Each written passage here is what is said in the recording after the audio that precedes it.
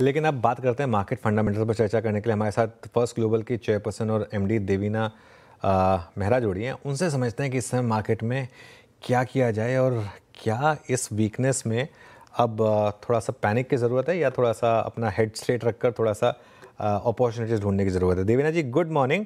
सबसे पहले तो ये बताइए, मार्केट इतना ज़्यादा क्यों गिरा है? हमारा मार्केट, क्या मार्केट को ख़राब लगा है? क्योंकि ऐसा नहीं है कि कोई ग्लोबली बहुत बड़ा रिस्क ऑफ रहा है। ग्लोबल मार्केट तो सब ठीक ठाक रही हैं, लेकिन हमारी मार्केट जिस तरीके से गिरा है पिछले 2 महीने में, उसका आपके हिसाब से क्या मेन कारण रहा है? गुड मॉर्निंग अनुज। और पैनिक की तो बात नहीं है, ये तो एक तरह से आप बोलिए तो एक करेक्शन ड्यू था बहुत समय से। तो कोई भी कारण या निमित्त बन के आता है, लेकिन वो हम लोग कुछ होने के बाद उसका कारण ढूंढते हैं, चाहे पॉजिटिव साइड पे या नेगेटिव साइड पे। आज ही मैंने मिंट में भी इस बारे में लिखा है कि जब कुछ हो जाता है उसके बाद हमको लगता है कि हाँ, हमको पहले से ही मालूम था। और चाहे वो इलेक्शन का रिजल्ट हो, चाहे वो मार्केट का करेक्शन हो। लेकिन ये बात है कि ये करेक्शन, जहां तक मेरा सवाल है, मैंने तो कई बार आपके चैनल पे कहा है कि वो करेक्शन आएगा ही। और मैं पिछले 17-18 साल का डेटा देख रही थी, तो उसमें लगभग हर साल 10% से ज्यादा का करेक्शन आया है। मेरे ख्याल 3 साल ही ऐसे थे जिसमें उतना करेक्शन नहीं आया। और आप देखिए तो 2023 में नहीं आया था। तो आप एक तरह से देखें तो 2 साल के बाद इतना हुआ है, और वो भी कोई बहुत ज्यादा इस तरह का नहीं है कि जिसमें आपको पैनिक करना चाहिए। लेकिन बहुत सारे निवेशकों या ट्रेडर्स को ये बात ज्यादा बुरी लग रही है, क्योंकि जो हेडलाइन इंडेक्स है उसमें उतनी गिरावट नहीं है। लेकिन मैं डेटा देख रही थी, कुछ 650 स्टॉक हैं जो एक तिहाई से ज्यादा गिरे हैं। कुछ 300-350 स्टॉक्स हैं जो 50% से ज्यादा गिरे हैं। तो वो इसके कारण कुछ लोगों में पैनिक है। और वो हमेशा होता है, क्योंकि जब एक तरह से बुल मार्केट और फ्रॉथ होता है जिस जिस एरिया में, तो वो करेक्शन के बाद बहुत सारे वो स्टॉक्स कभी वापस नहीं आते हैं। सच्चाई तो ये है कि जो एक बुल मार्केट में जो अच्छे बुरे हर तरह के स्टॉक चल जाते हैं, वो जब एक बार वो कटाई छटाई होती है तो उसमें बहुत सारे स्टॉक शून्य में विलीन हो जाते हैं, वापस ही नहीं आते हैं उस लेवल पे कभी। तो ये तो आप पुराने आईपीओस को चाहे देख लीजिए, पुराने जितने भी, जैसे स्मॉल कैप बूम था 2008-9 का, तो फिर भी लोग भूल गए। लेकिन जो 18-19 का भी जो बुल रन था, उसमें जो स्टॉक्स थे वो फिर कभी वापस आए ही नहीं। तो आपको सतर्क रहने की जरूरत होती है पॉकेट्स में, जहां कुछ ज्यादा ही यूफोरिया हो गया हो। लेकिन बाजार, अगर आप हेडलाइन इंडेक्स देखें तो वहां मुझे कोई ऐसा सस्टेन खतरा नहीं नजर आता। और ये वाला जो आंकड़ा है, मैंने कई बार आपके चैनल पर भी दिया है कि 2010 से 20 जो हम लोगों ने फिक्स डिपॉजिट टाइप का ही कंपाउंडिंग देखा था इक्विटी मार्केट में, मतलब 100 रुपए 10 साल में 230 ही हुआ था। तो उसके कारण हम ट्रेंड लाइन से बहुत नीचे चले गए थे। तो जो कोविड लो से जो बुल रन आया है, अभी भी हम लोग ट्रेंड लाइन तक भी नहीं आए हैं, चाहे वो आप 15-17% कंपाउंडिंग जो लॉन्ग टर्म इक्विटी मार्केट्स की देखें, या उससे थोड़ा कम भी। तो अभी भी मुझे लगता है कि जो रिस्क हमेशा मैनेज करना चाहिए, स्टॉप लॉस हमेशा रखना चाहिए स्टॉक्स पे। लेकिन ऐसा खतरा नहीं कि आप मार्केट से निकल जाएं, बल्कि मैं तो कहूंगी कि अब मार्केट में पुनः निवेश करने का समय है। जो लोग सोच रहे थे कि करेक्शन आएगी तो निवेश करेंगे, मैं उनसे पूछना चाहती हूँ कि आप कर रहे हैं कि नहीं। नहीं, वो ठीक है देवेंद्र जी, लेकिन अच्छा, आज जो मार्केट का सेंटिमेंट खराब हुआ उसमें काफ़ी हद तक ये अदानी ग्रुप की जो न्यूज़ आई उस पर, उसका भी एक इम्पैक्ट है। आई एम श्योर आप अदानी ग्रुप पर स्पेसिफिकली नहीं बात करेंगे, लेकिन कितनी तवज्जो दे मार्केट इस तरीके की न्यूज़ को? अब मैंने इसको देखा भी नहीं है। और हमारे पास मेरे ख्याल से पीएमएस में अब तो फिलहाल तो कोई भी स्टॉक नहीं है उस ग्रुप का। पहले रहे भी हैं, ऐसा नहीं कि कभी नहीं रहे। लेकिन अब ये तो देखना पड़ेगा कि इसका कहाँ तक और कितना इम्पैक्ट होता है, कितना असर पड़ता है। और जो लोग उस स्टॉक्स में निवेशित हैं उनको तो ध्यान देना ही पड़ेगा। लेकिन जहां तक पूरे बाजार का सवाल है, ये मेरे हिसाब से कोई बहुत लंबा खींचने वाला असर या इम्पैक्ट नहीं है। देवीना मैम नमस्कार, वीरेंद्र बोल रहा हूँ दिल्ली स्टूडियोज से।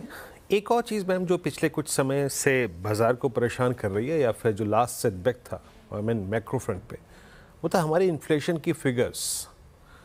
क्या भारत में जो हम एक रेट कट्स की साइकिल मान रहे थे कि by the end of this I think calendar year हमें रेट कट्स मिलेंगे, वो क्या डिफर हो गई है मैम? ऐसे पे स्पेशली रेट सेंसिटिव्स पे आपका tech and more specially on banks. जहाँ तक इन्फ्लेशन ज्यादा है या कंजम्पशन कम है, ये सब चीजें अभी हाल फिलहाल जब मार्केट नीचे आई है उसके बाद मैंने सुनना शुरू किया है टेलीविजन पर और लोगों के इंटरव्यू पे, फंड मैनेजर्स के इंटरव्यू में। पर एक्चुअली आप देखें तो डेटा इतना कोई बदला नहीं है। कंजम्पशन स्लो डाउन तो पिछले साल ही आ गया था। आप जीडीपी में देखें तो पिछले साल का जो कंजम्पशन नंबर है वो 21 साल बाद उतना उतना नीचे आया था। तो ये कोई बहुत सारी चीजें इसमें से नई नहीं है। इन्फ्लेशन, हाँ, इन्फ्लेशन में जहां तक सवाल है, फूड इन्फ्लेशन, मैं खुद भी ये एक्सपेक्ट कर रही थी कि कुछ कम होगा, लेकिन वो कम होने की बजाय बढ़ता ही जा रहा है।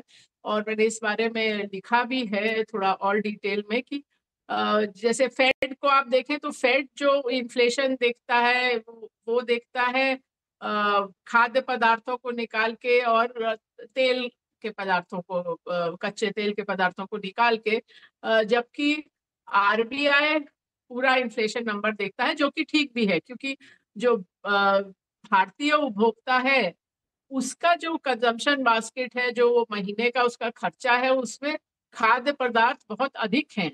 और अगर फूड इन्फ्लेशन हाई रहता है तो आप साबुन, शैम्पू, ये सब में कटौती करने लगते हैं, जो हाल अमेरिका का नहीं है, क्योंकि अमेरिका का जो पर कैपिटा इनकम है वो हमसे 30 गुने से भी ज्यादा है। और अगर आप परचेजिंग पावर पे भी देखें तो 10 गुने से भी ज्यादा है। तो उनकी स्थिति अलग है, हमारी अलग है। तो आपने जो पूछा था कि हाँ, इससे ये जरूर हो सकता है कि अब रेट कट तो आगे जाएंगे ही, क्योंकि आरबीआई के पास और कोई चारा नहीं है। और रेट सेंसिटिव, आपने बैंक्स की बात की। एक्चुअली अगर आप वैसे थियोरेटिकली देखें तो जब रेट ऊपर जाते हैं तब बैंक्स को फायदा होता है, क्योंकि होता ये है कि रेट ऊपर गए, आपने उसी समय फटाफट लोन पे तो रेट बढ़ा देती है, ब्याज दर बढ़ा दी। लेकिन जो डिपॉजिट है वो तो जब रोल ओवर के लिए आता है तभी ब्याज दरें बढ़ती है, तो बीच में आपका मार्जिन बढ़ जाता है। वैसे इस तिमाही में तो बैंक्स का ही जो नतीजे हैं वो सबसे अच्छे रहे। आप पूरे अगर मार्केट को देखें तो जो प्रॉफिट ग्रोथ है, अगर आप बीएफएसआई, बैंकिंग और फाइनेंशियल सर्विसेज को निकाल दें तो वो प्रॉफिट ग्रोथ काफी कम हो जाती है। मतलब बीएफएसआई सेगमेंट का जो मुनाफे में जो बढ़त हुई है वो पूरी मार्केट के प्रॉफिट ग्रोथ से ज्यादा है। ओके अच्छा, यहाँ पे आपने जो मैम अर्निंग्स की बात की ना, इस अर्निंग सीजन में और ओवरऑल भी अगर आप देखें तो दिव्या मैम इस वक्त सबसे स्ट्रॉन्ग है आईटी। हाँ, इंडिविजुअल इश्यूज थे कुछ, एक दिन वो कैपजेमिनाई किया I think regarding their earnings, जो उन्होंने स्टेटमेंट दिया था, उसके बाद एक प्राइस डैमेज था, बट मोर और लेस आईटी स्ट्रॉन्ग है, स्टेबल है। आप कुछ देर पहले कह रही थी कि जो लोग बहुत दिनों से बाजार में गिरावट ढूंढ रहे थे अब उनको गिरावट मिल रही है। बट मेरा प्रश्न ये होगा कि मैम क्या आईटी में इस वक्त इस प्रकार की स्ट्रेंथ को देखने के बाद थोड़ा सा एक्सपोजर बढ़ाना चाहिए क्या? हम इस समय ओवरवेट हैं आईटी में। अपने पीएमएस में देखूं तो आईटी एक सेक्टर है जहां हम मेरे ख्याल पिछले 4-5 महीने से ओवरवेट हैं। उसके पहले मार्केट वेट के करीब थे। तो हमको तो ये सेक्टर अच्छा ही लगता है। मुझे इसमें कोई बहुत बड़ा रिस्क नजर आया नहीं और काफी समय वो अंडर परफॉर्मेंस भी रहा, तो अब उसमें से निकल रहा है, तो सेक्टर तो ठीक लगता है। तो ये एक सेक्टर है जिसमें थोड़ी प्रेडिक्टेबिलिटी रहती है, थोड़ा आपको मालूम रहता है कि किस तरह का ग्रोथ आएगा, जो बहुत ज्यादा उद्योगों में नहीं मालूम रहता। तो आईटी पर तो हम पॉजिटिव हैं फिलहाल। ओके, आईटी पर पॉजिटिव हैं फिलहाल। मीनवाइल अडानी एंटरप्राइजेस अब निफ्टी का टॉप लूजर अब 20% नीचे है। देखिए इशू क्या है, लेकिन ये स्टेयरकेस फॉर्मेट में दिखाई देगा आपको। 10% का 15 हुआ, 15 का 20 हुआ।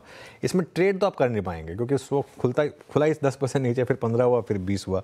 लेकिन हाँ, स्क्रीन पर दिख रहा है कि स्टॉक में काफ़ी वीकनेस है।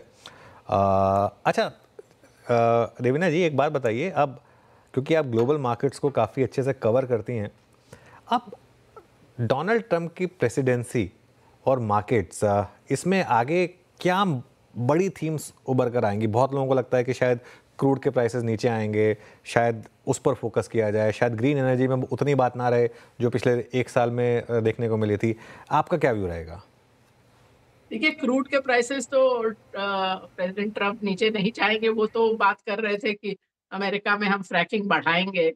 और असल बात तो ये है कि बहुत कुछ जो उन्होंने कहा है वो ए, ना कॉन्ट्रडिक्टरी है, दोनों चीजें साथ में नहीं जाती है। तो इसलिए देखना पड़ेगा वो असल में क्या करते हैं। क्योंकि आप देखिए, जैसे है कि जो साधारण अमेरिकी है उसको उसका आय नहीं बढ़ी है जबकि खर्चा बढ़ गया है। दूसरी तरफ आप बोल रहे हैं कि हम 60% टैरिफ लगा देंगे चाइना पे। आप 60% टैरिफ लगा देंगे चाइना में, तो सुपरमार्केट में लगभग हर एक चीज चाइना से आती है, तो वो तो इन्फ्लेशन एकदम बढ़ जाएगा। तो वो करेंगे क्या मालूम नहीं। लेकिन अगर उनका पिछला टर्म देखूं तो मेरा खुद जो भी व्यक्तिगत रूप में उनका जो भी वो करते हैं और जो भी नेगेटिव्स हैं सबको मालूम है।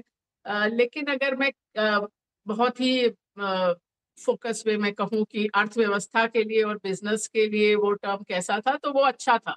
बहुत कुछ उन्होंने, जो हम यहाँ पर कहते हैं ईज ऑफ डूइंग बिजनेस, उसमें बेहतर किया। कुछ पुराने जो कानून थे उनको रद्द किया। तो टर्म तो बुरा नहीं था। अब वही मैंने कहा कि जब इलेक्शन कैंपेन होता है तब तो लोग ऐसी चीजें कहते हैं जिनका आप असल में देखें तो उतना कोई सेंस बनता नहीं। तो वो करेंगे क्या, वो देखना पड़ेगा। अभी फिलहाल तो खैर मार्केट्स को अच्छा ही लगा है कि वो आ गए हैं।